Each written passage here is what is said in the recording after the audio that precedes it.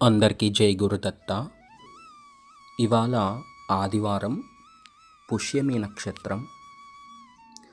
సూర్యునికి ఎంతో ప్రీతికరమైన రోజు. సూర్యుని యొక్క 27 నక్షత్రాలలో ఈ పుష్యమి నక్షత్రం కూడా ఒకటి.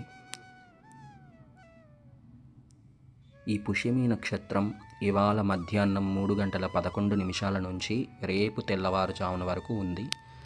కనుక ఏదైనా ఒక కొత్త పని మీరు ప్రారంభించాలి అనుకుంటే ఈ పుష్యమి నక్షత్రం ఇవాళ ఉంది కనుక మీరు బంగారం కావచ్చు, ఇంకేదైనా ఒక కొత్త పని ప్రారంభించాలి అనుకుంటే ఇవాళ ఆ సూర్య భగవానుడికి నమస్కరించుకొని మీరు ప్రారంభించవచ్చు.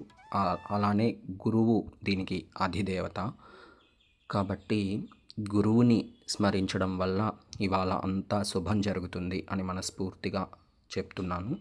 అందరికీ జై గురుదత్త.